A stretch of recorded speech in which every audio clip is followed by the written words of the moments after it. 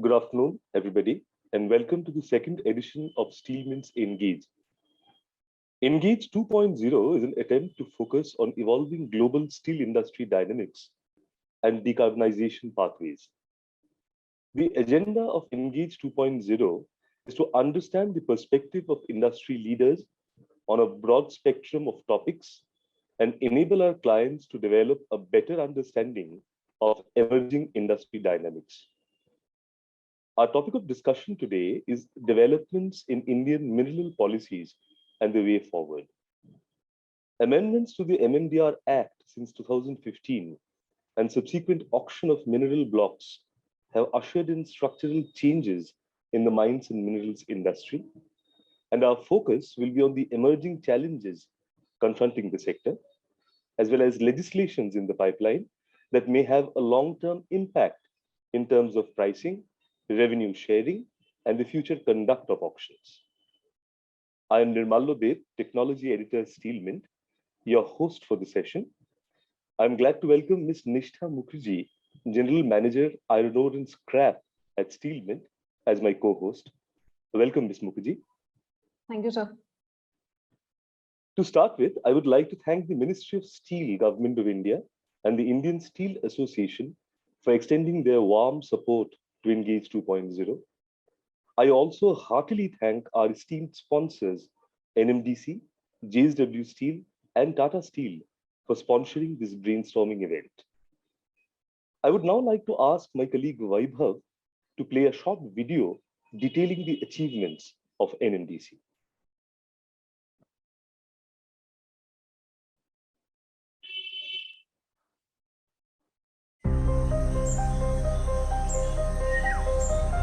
What do you find when you dig deep into the depths of the earth? We found a few rare elements, like commitment, compassion, a passion for perfection, and a vision for a stronger and better tomorrow. That is NMDC. It's not just a pioneering story of one of the world's finest iron ore producers, but a story of leadership with a human touch.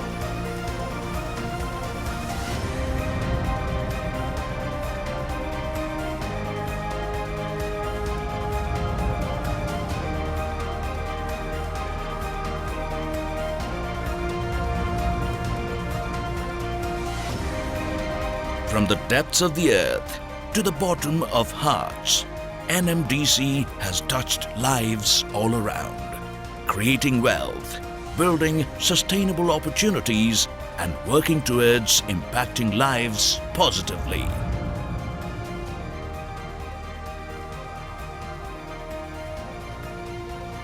NMDC, harnessing Earth's goodness.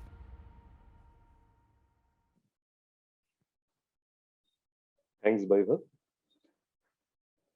A word for those sitting in the audience, kindly don't forget to mention your name and company name while sending across queries for our esteemed expert today. We would try to field as many relevant questions as possible. I'm delighted to welcome Mr. Pankaj Satija, Managing Director of Tata Steel Mining Limited. Namaste, sir. Mr. Satija leads the commercial mining and ferroalloys business of Tata Steel, covering the full mining value chain serving domestic and international customers. He has more than 27 years of experience in strategic planning, project management, mine planning, mining operations, and training, not to mention production and maintenance. Under his leadership, vetiver plantation experiment was carried out for the first time in the Indian mining industry with collaboration of IIT Kharagpur at Joda East mine of Tata Steel in 2012. He has been in the task force for Sustainable Development Framework for Indian mining industry, constituted by Ministry of Mines. A graduate mining engineer from IIT ISM Dhanbad, Mr. Satija did his post-graduation from XLRI. Mr. Satija is an established expert in blending mining operations with the framework of safety, health, and environment. Welcome to Engage 2.0, Mr. Satija. I would request you, sir, to please carry forward with your presentation. Sure. Am I audible? Yes, sir, you're audible. And my slide is also visible. Yeah. So good afternoon, everyone. Mineral policy has always been one of the areas which everyone has been trying to know how it is taking shape. And as we all know that mining is not new. Mining has been happening from 6,500 years. And we have always been told that mining and agriculture are the two prime industry. And however, recently we have seen that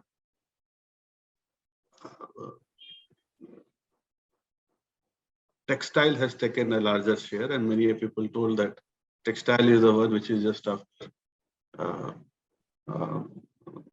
agriculture. Sorry, my slide is not moving. Reshare and then.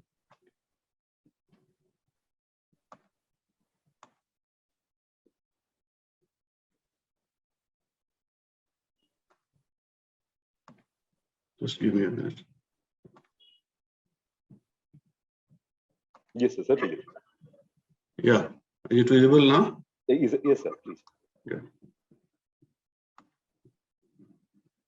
A famous story of two monks and a lady, and that's why I wanted to begin my presentation.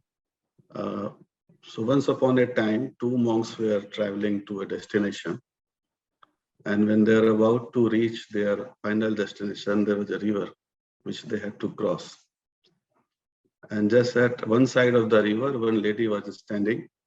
She was trying to figure out how she can be moved from one bank to the other bank.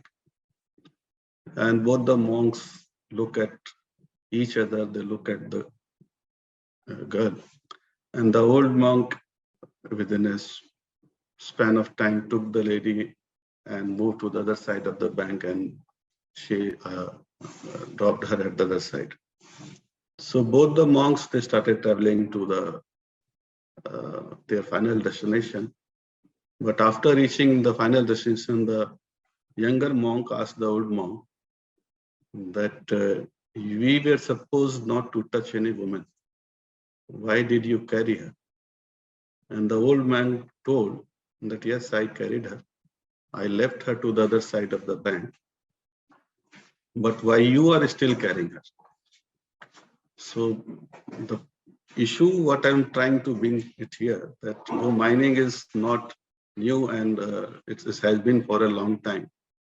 But many stakeholders have their own version of mining, and probably that carrying of that version is somehow affecting the policy making also. So if you talk to the different persons who are directly or indirectly linked to the mining industry, they have a different perception. For some, it is the economic development. Most of the industries are related to mining because they need raw material from the mining industry. It is in the remote area, so many a times the government support do not reach to the remote location where the mining companies with their presence try to serve them out in whatever way they can. And that was true for a long time also. But there are other side of the story also, that mining do cause damage to the environment. The land degradation is one issue. Biodiversity is affected. Environmental pollution related to dust, noise are common. And many a times people say that miners come, they make profit, and they are not caring about the people, those who are living in and around the mining area. So each one has its own perception, and the policy, when it is made, it is seen from the different perspective and the different stakeholder concepts. As we know, especially in India, and in fact all across the world, there's one book called Rich Land, Poor People. And probably if you go to any mining destination, whether in India or South Africa or Canada, you will find a book titled like this and written by some or other author. India also, CSE has written on this, on the similar title. And maybe on some other context or some other title, having the similar content, you will find the similar thoughts about mining in different geographies of the world. So, as I was mentioning that mining is not new. Gold mining started 6000 BC and it is continuing. The nature of or the requirement of the mineral changes. So few years back, mica was in news. Today, no one talks about mica because synthetic mica has come.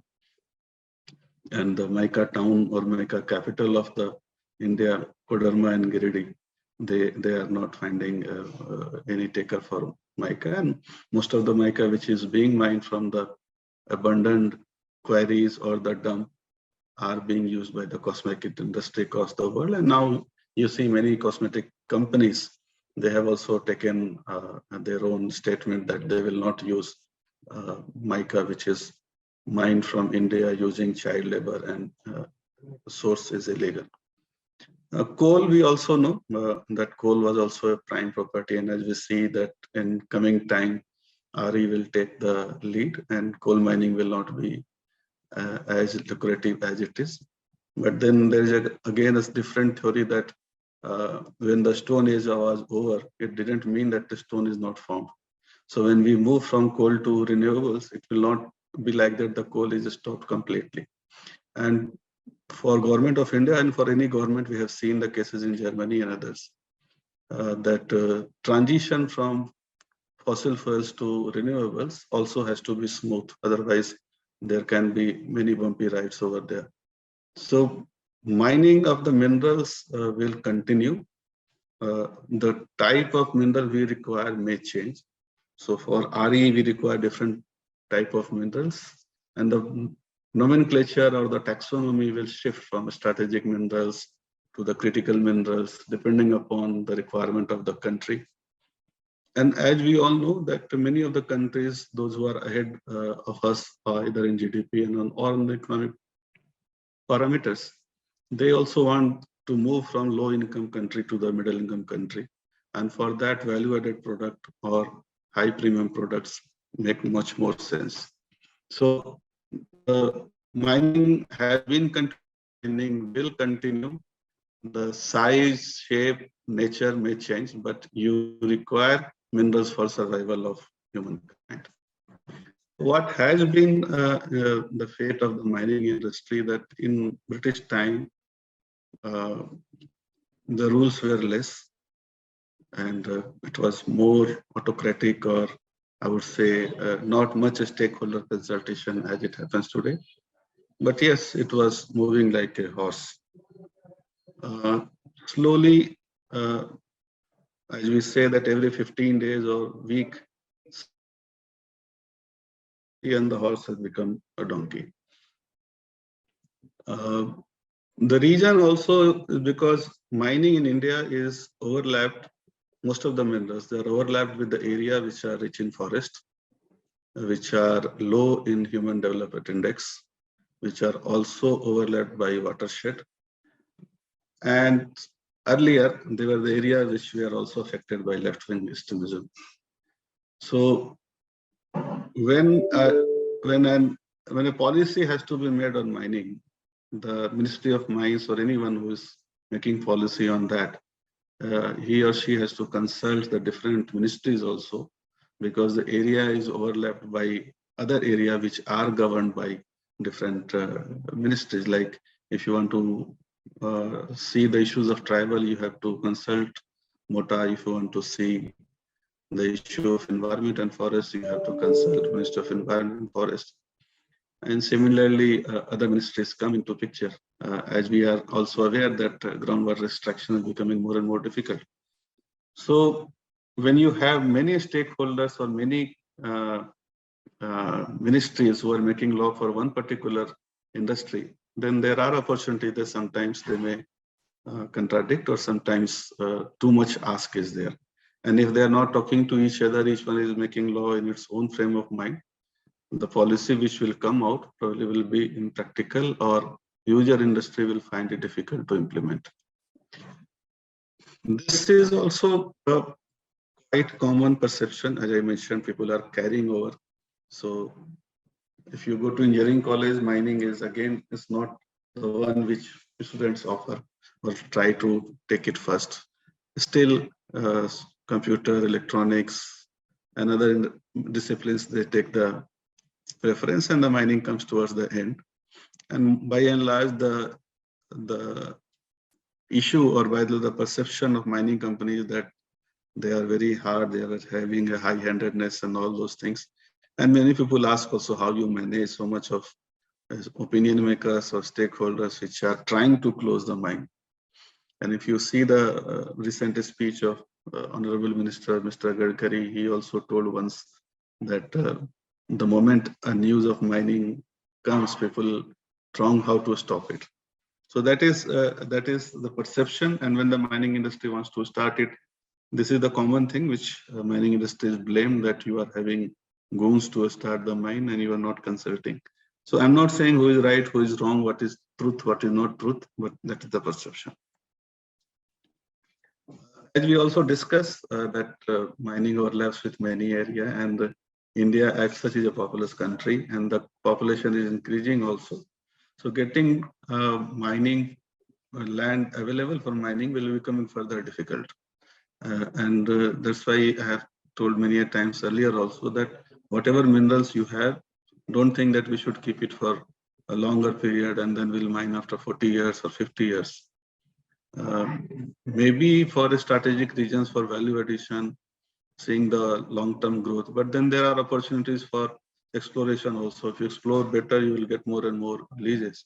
The point what I'm making here, if you don't mine it now, India being in such a position that the R&R cost, rehabilitation cost for the people, those who are having or acquiring the land, either with valid patta or not, will be much higher in comparison to importing the material from overseas.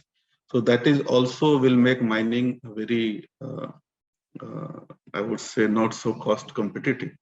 But this is the thing in India, when you get a mining lease, you have a multiple type of lands. One is the private land, one is government land, one is the forest land. Then there are land which are related to community, gochar and others. So you need to deal with all variety of lands differently because each one requires a different clearance process. This is also one such area where mining industry has been blamed, and many initiatives have been taken, many policy have been made.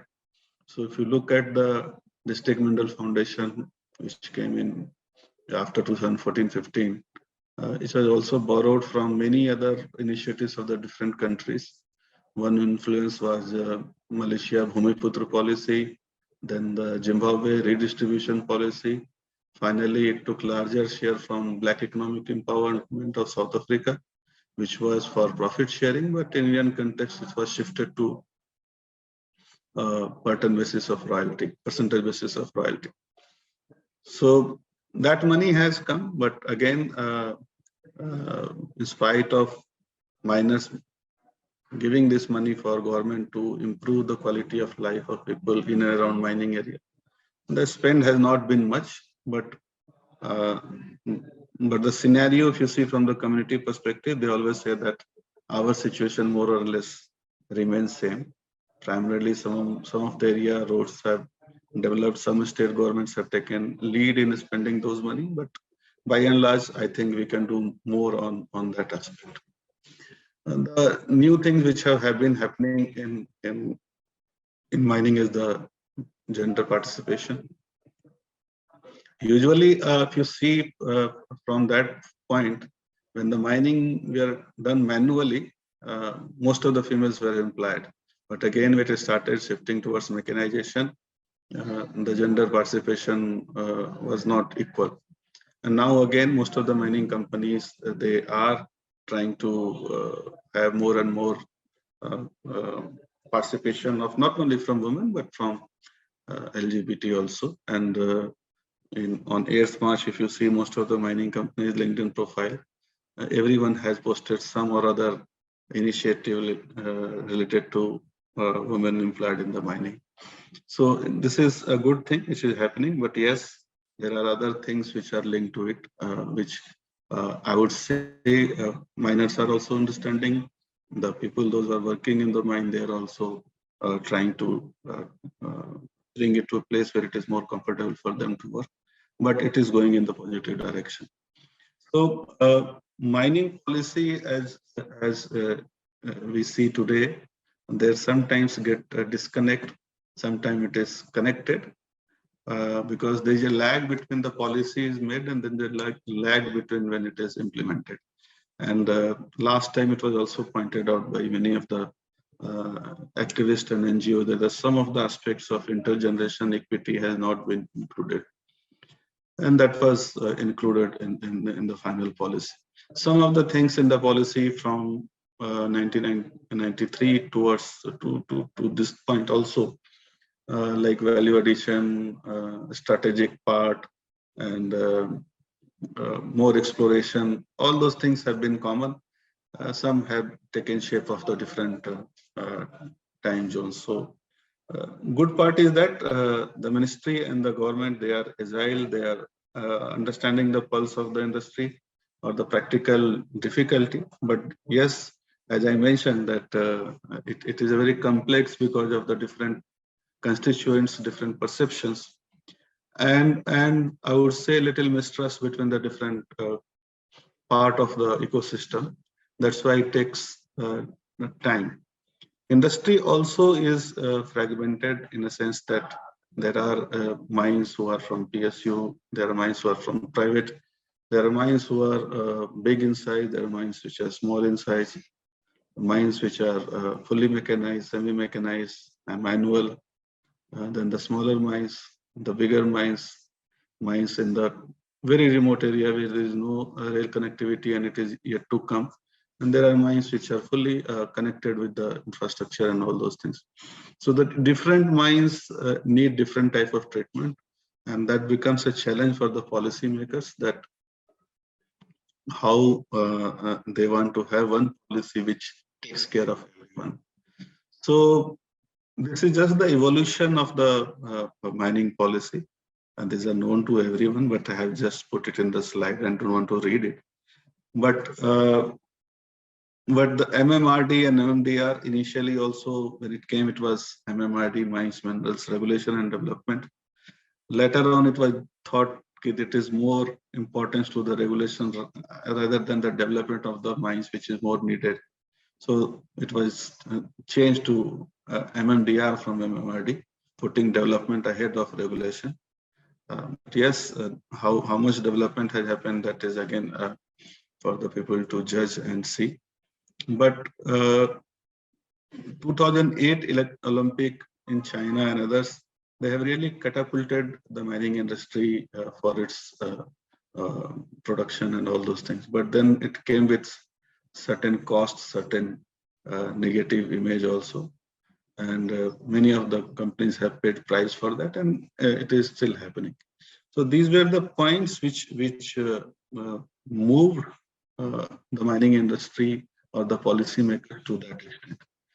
So mining as such also has its inherent challenge in a way that if you see from other companies or other sectors, we have seen in COVID time, the kind of news any pharmaceutical companies were making or any discovery in vaccine.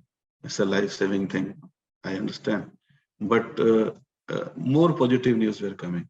If you see automobile also, a new car with more leg space gets more positive news either in a business channel or in business magazine. But mining, it is reverse. if someone does something wrong, then it attracts the limelight, and then all the miners are painted in the same brush. So that's the issue of the mining company. It's an inherent challenge. So it's far important for the miners who are big, who are ahead of the curve, to take the smaller miners also in the journey of sustainable development, so that everyone is safe. If any miner feel that he is doing good and others are bad, then probably it's like a COVID, that if you are wearing mask but other is not vaccinated, some or other day you may also get. So it's a similar thing happens here also. So auction also, there was one such area which again somewhere started in 2012 with 2G spectrum, and then later on it went to coal and came to other area.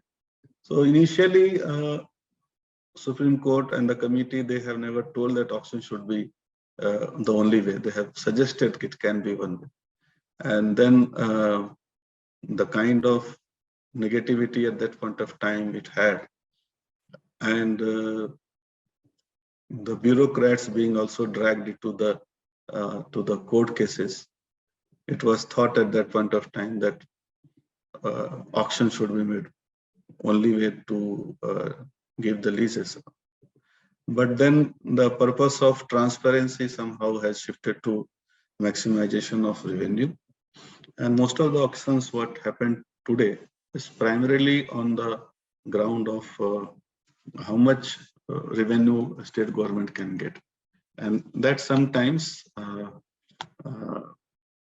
delay or sometimes put the Indian mining industry at a disadvantage in terms of cost. So miners were saying earlier that we are highly taxed compared to other mining destination where the tax is 40%. The Indian mining in the state is 56, 57%. But then when it came to auction, we all went for 80%, 90%, and some of the auctions happened at more than 200%. So I'm not saying that they were good, they were bad. They had their own judgment, and whatever they felt at that point of time to bid, they have gone for it. As on today, it is in a transition phase. The numbers which were there earlier for productions are coming close to that, but opening of new mines is again a dream. Some new mines have come after auctions, but the numbers are not so encouraging. I mean, it may not also be in the double digit. If we keep the 2020 auction mines, which were primarily for lease, were expiring at that point of time. Virgin mining in 2015 onwards are very less, and probably that is the need of the hour.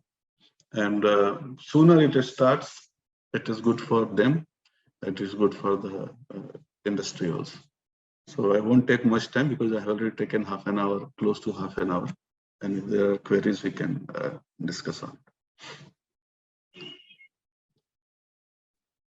Yeah, thank you so much, sir, for your very perspective presentation. I would like to initiate the question answer session by requesting Ms. Mukherjee to start her questions first. Yeah, thank you, sir. So Pankaj sir, first question from my side is on NMI. Any development recently that you have seen on National Mineral Index front for iron ore? And also, like, what is your view on how the future will be while quoting premium when NMI comes into place? So NMI has a different perspective or from coal index. Coal index was primarily for auction, but if you see the circular of NMI, it has many other dimensions of royalty or royalty and other things also. So it has received the attention at that point of time that why the two circulars of NCI and NMI are different. And the famous shloka also that Yatha Shikha Mayuranam Naganam Maniyo Yatha Tad Vedang Shastranam Ganit Murdhani Vartate. The meaning is that जैसे मोरों में शिखा और नागों में मणि का स्थान ऊपर है, वैसे ही सभी वेदांग और शास्त्रों में गणित का स्थान सबसे ऊपर है. तो NMI is typically a mathematical exercise, I would say. I'm not casting aspersion on those who are trying or those who are bringing, but then we need to look what was the previous practice, whether it was serving the common good or not. So usually people say that in the average sale price, if one or two parties have sold at a very high price or at a very low price, that becomes part of it. So if we remove those externalities and move from mean to median, probably that can be corrected. So that is one part. My take on this is that miners have to be truthful on that. So usually what goes in, that comes out. If you, it's a simple mathematical term. But if the miners are truthful and if they write whatever they are doing, then probably the earlier one was also okay. But what happens, someone writes either very low price of the average sale price which have been prevalent in the market, or someone writes very high average sale price. And that becomes a pain area for everyone. As I mentioned, that those who are big miners, they have to take the smaller miners along with. And it happened in the past also, we have not learned. I give example of teachers that if in a class, one or two students are bad or not following the discipline or not following the way it has to be, the teacher asks them to go out. If it increases too many, then either teachers changes the classroom itself or suspends the class. So that way happens. So this also is changing. My own take on this will be to go for sorry, mineral exchange. See, in COVID time, almost everyone got vaccinated with great help of IT. You have your certificate on your mobile, when and how you have been vaccinated, which vaccine, Covishield or Covaxin, and what date, and it was more or less automated. So India has a great advantage of IT. If the mineral exchange is set up, then the transparency will come. Who is selling at what price and at what level, and probably that will help in calculation of NMI and bring those discrepancies or those issues which are which the government sometimes tries to struggle. We must understand that minerals other than coal belong to state, and the state has a larger share in that because the royalty, everything to the state. So if there are methods which may impact their revenue stream, then they will have their own view. Industry will have their own views. As I mentioned in the beginning, that we all carry, our own belief, and that becomes difficult or challenging for a policymaker to come with a policy which is known and appreciated by everyone. Thank you so much, sir, for that elaborated answer. Just a follow-up question. So last we heard there was a committee that was being formed for NMI. Any further development or any expected timeline when we can expect the draft to be out? So it started somewhere in 21. Twice the notification came, and as I mentioned that NCI, if you read the NCI circular or NMI, NCI was very clear on how to go for auction or a mechanism for auction. But if you see NMI, sorry, it tried to answer the bid premium, it tried to answer the royalty over royalty, it tried to answer the auction premium also. And we have seen that the committee chairman also, there has been a change. So it's not a very easy or simple thing, because it requires wider consultation and a thing which is understood and appreciated by everyone. See, coal is one commodity which is primarily by Coal India, and very few players are there in coal sector. Secondly, notified price is known. Coking coal, most of the things we import, so the index and other variations are less. Minerals has each mineral in, say, first of all, in India, mining means iron ore, coal, bauxite, and limestone. So if I take iron ore also, the iron ore in Chhattisgarh and iron ore in Odisha and Goa and Karnataka, they have certain differences depending upon their physical as well as chemical properties. I mean either Fe, alumina, silica, and sometimes they are flaky, sometimes they are biscuity in nature. The fine generation in some cases are more. Chhattisgarh has a prime property of 67% Fe. So obviously the average sale price of that will be different than other states.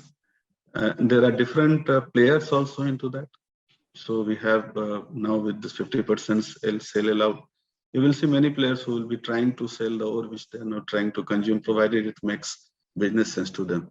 So compared to coal, by multiple players, multiple states, multiple grades, import is not as good as coal, but yes, sometimes we have seen export in some years very high, and export also depending upon the price volatility and Brazil Vale issues, it gets shifted.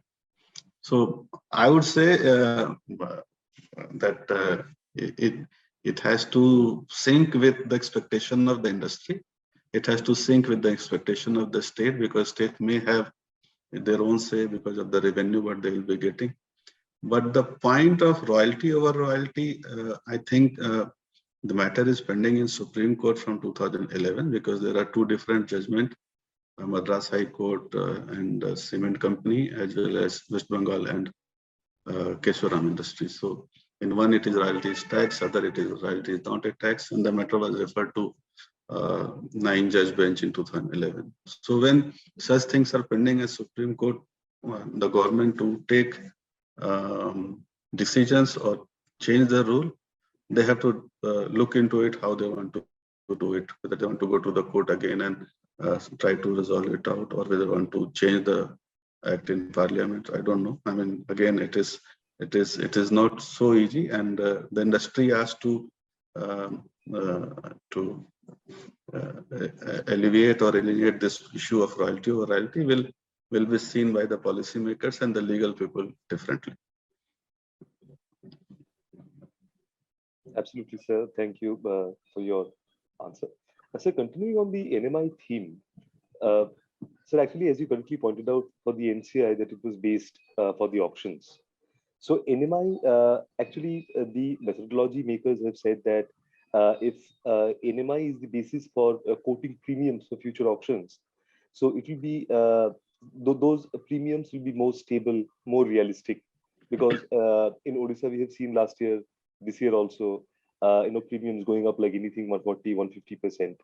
So a more realistic bidding in auctions will happen if NMI comes in place. So realistic bidding in auction is related to the auction mechanism itself. NMI is a separate issue. As I told, it's an issue of Ganit. So if you want to reduce the aggressive bidding, you need to work out a different methodology. First of all, auction calendar plan has to be made, which industry is asking for a long time. That government should come out with a calendar plan that this quarter I am bringing this mines for auction, which has not happened. So when this doesn't happen, I'm not sure as an industry that when the auction will happen. So I may feel that, okay, this is the last mine which is coming in auction in October or November. So if I don't get it, I don't know when the next auction will happen. I'm saying not for me, but in general as an industry, what they feel. So anyone who is not having raw material security would like to first secure raw material in terms of quality and quantity, and they will bid aggressively. So if a calendar plan is made, probably the aggressive bidding will go, and people will have visibility that every quarter this many mines are coming for auction, and they can choose which mine or which time they would like to bid for it. And that will reduce the aggressive bidding. Other options can be like move from this electronic bidding, because every time you go for 60, then 0.05 doesn't make much sense, so you increase, and then it keeps on increasing. So either it can be a single step, that as it happens in IBC in other cases, you decide whatever money or bid you want to. So aggressive bidding is one part, NMI is other part. Now NMI, as I mentioned, the state may lose the revenue, so state may go for SMI, which they are trying to, because as I mentioned, that the iron ore of Chhattisgarh and iron ore of Goa and Odisha and Karnataka are different. NMI is just to give a stability for auction, because for financial planning. But then I mean, many people have different view, because it's not like that you are putting a steel plant irrespective of the mine. Many a times when you put a steel plant or any downstream, you always look into the consideration of where your mine will be, where your logistics challenges will be. So there is a shift. Earlier, the miners, earlier the steel plant used to be close to the raw material. Now the steel plants are being tried somewhere between port and raw material, so that even if we have to import material from overseas, the internal logistic challenge should not be inhibiting the production. So again, people learn from their own experiences and things move. But state SMI and NMI, there will be two different things which have been talked about, and government will work on it, and depending upon the different feedbacks which they receive from the different stakeholders. Yes, sir. And an associated question, now that you raised the very important issue of royalty on royalty, double calculation of royalty. The Odisha government, in its response to the Ministry of Mines, has pointed out that if this royalty on royalty is calculated on a retrospective effect, it will reduce both the ASP as well as premiums payable by the new lessees of the newly auctioned mines by 14-15%. So will this be giving undue advantage to the new lessees? See, that is a separate story. New lessee or previous lessee. First of all, whether royalty will be addressed or not. So the study committee on royalty, which was made earlier, in the draft report, it was mentioned that it should be removed. And as I mentioned, that the matter is pending before Supreme Court since 2011. So royalty is a tax or not, that has not been decided. So once it is decided, then the question comes whether we'll have a retrospective or prospective. So these are two different things. Now the government has to take a decision on this. So many of the stakeholders, they feel that royalty is a tax based on one judgment. Others say, no, it's not a tax. So the decision point is pending before Supreme Court. And this is not only impacting the average sale price of minerals. This is also impacting on RoDTEP. This remission of duties and taxes and the export promotion scheme which government was trying to bring. So when we are seeing the factors, the royalty component is very high in RoDTEP remission. And in that, again, since royalty is not decided whether it's a tax or not, the RoDTEP is coming very low for steel products. And if that is included in a tax royalty, the RoDTEP remission will be close to 6 to 7%, which, I mean, I don't have access to the data, but this was being talked about. So decision on royalty, a tax or not, is much more needed and important for deciding whether royalty, how it has to be addressed. And once it is done, then the decision on prospective and retrospective will come. Thank you, sir. I think one question that we would like to hear from you is about when do you expect the greenfield auction mining blocks in Odisha to commence production, and how are the levels of clearances and approvals different from that of the brownfield ones? So greenfield, I would say that, see, there are two things. There are issues, but then if you see the recent notification or clearances, government is trying to help the industry out. So there is no doubt about it. The different enactments like 50% expansion or 20% expansion, which have been given to the industry in the mines. This is a welcome step that without public hearing, if you are 5-star rated, you are given state-way inspection expansion if it proves that there is no increase in pollution load. See, now you need to understand the coming of a block to operation. So there are two major enablers. One is the environmental clearance, second is the forest clearance. I'm assuming there is no R&R issue. There are no people who are staying in those mines. I'm excluding that because that will have another timeline. So forest clearance, again, there are two major, I would say, milestones or critical path. One is FRA, where you have to take the FRA, Forest Right Act. the clearance or the consent from the Gram Sabha. And second is getting the CA land. And CA land availability is an issue for any forest clearance. The lessee or the project proponent has to move from one district to other if it is not found in one district. So that is one area which is very, I would say, time-taking, consuming. And then if you see the timeline, the forest clearance in Jharkhand and forest clearance in Odisha and forest in Karnataka, they will have a different time zone. Though law is act, but because of these two things, it takes its own time. EC is by and large, you have to have public hearing, and if there are people who are willing to support your project, getting an EC is not a difficult thing. But I am told that SR earlier mines which have been taken by Arcelor, Saga Sahi, is in operation now. So we can assume that 5 or 6 years in Odisha, depending upon the forest clearance. Karnataka has a very lower time limit. The forest average time taken for forest clearance in Karnataka is much lower than Odisha, and Odisha is much lower than Jharkhand. So state to state, it varies how the availability of CA land and how the file moves. Yes, sir. So one quick question from my side, actually, this has been a problem for some time, that royalty at the highest grade of the mineral is charged in case of exemption from stacking and analysis. So can a mechanism be established for accepting mechanized sampling during wagon loading and reconciliation of royalty payments for actual grades? So actually the law is there. If you see the state rules on PTS or any other state rules, it is clearly mentioned that you have to take sample of 4 wagons. Now the government has told you, give me sample of 4 wagons and I will go by that. But the issue the miners are facing is because in a mechanized loading, how you stop the wagons, how you collect the wagons, and if there is electrical lines or movement is not from diesel loco, the safety aspect is inhibiting. So my understanding is that there is a rule, but how to do it, that is a challenge. So the state government, if you see, they have are discussing with industry on this aspect. So the smaller mines, they can make a strike and they can do that one. But larger mechanism mines, most of them, they feel that pay at a higher grade and do not interrupt or disrupt the operations. But the rule provides for that, and then both the government as well as the lessees, they have to find out a solution which is accepted by both.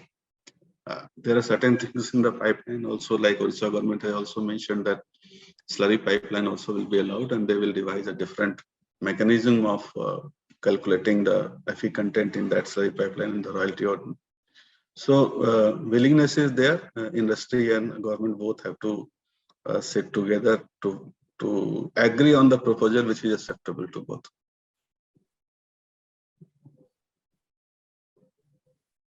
Yes, sir.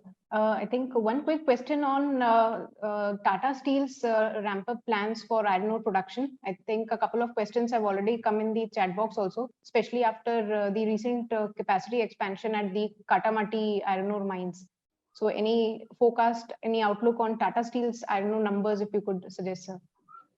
Numbers, see, everyone knows that Tata Steel is on expansion plan. We had a plant in Jamshedpur, we have a plant in Kalinganagar. We are expanding Kalinganagar also from 3 to 8. We acquired Bhushan also, which is now known as Tata Steel Meramandali. And you might have also heard about Nilachal. So, and Gamharia. So we have footprints at many locations in Odisha and Jharkhand. And our requirement for iron ore is also going up. And for that only, we have gone for environmental clearance of all the mines to ensure that our raw material security for iron ore remains 100%. So each mines have its own expansion plan, and we are going into that. So sooner the better, I could say, because as you are aware, Kalinganagar is also expanding, and we have plans for others also. Yes, sir. So one quick question from my side. Now that we've been talking about slurry pipelines and eco-friendly way of transporting minerals and everything, so do you think that slurry pipelines should be given the permission to be developed along railway tracks so that further hassles related to land acquisition are avoided, and also projects get fast-tracked? So multiple options are being worked out for NHAI and for railway. There are two such avenues. People want to do it either along the highways or along the rail line. So there has been certain progress development along NHAI, and it has been given also right of use and right of way. Railways, yes, there are companies which are, in discussion with Indian Railways. And earlier, I would say the Special Secretary Logistics, Mr. Shiv Shalom, was there. That time, many such progress have been made. Some companies are doing a study also because Railways has their own expansion plan. So it's again blanket approval from Railway for each section is a question, because they also want to know in coming days whether there will be 3 lines or 4 lines. So there are companies who are discussing with Indian Railways where there can be certain leeways in certain sections, or maybe a full section of from the mines to the plant. But railways have their own reservation, because the moment you move from rail to slurry pipeline, how their revenue will be impacted, that will be their concern, definitely, in addition to their own expansion plan. Yes, sir. So one last question on chrome. That when is Tata Steel Mining planning to go for underground mining for ferrochrome? And how is it going to impact production volumes, or how is it going to raise production volumes? So our production volume, as you are aware, we have, other than Sukinda, we have 2 more mines. So as far as our ferrochrome volumes are concerned, we have flexibility as well as sufficiency to meet those requirements. And we have done a lot of studies on underground. We have started revalidating those studies which have been done in the past, and a proposal on that will happen soon. Yes, sir. Thank you so much for your comments and your suggestions and your insights, sir. I'm afraid we are woefully short of time, and that was the last question we could take for this session. Many thanks, Mr. Satija, for sharing your precious insights on a topic of great importance for the industry today. I would again thank the Ministry of Steel, Government of India, for extending their support to Engage 2.0, as well as the Indian Steel Association, and our esteemed sponsors, NMDC, JSW Steel, and Tata Steel. Thank you once again, sir. Thank you. Thank you, everybody. Thank you, sir. Good day.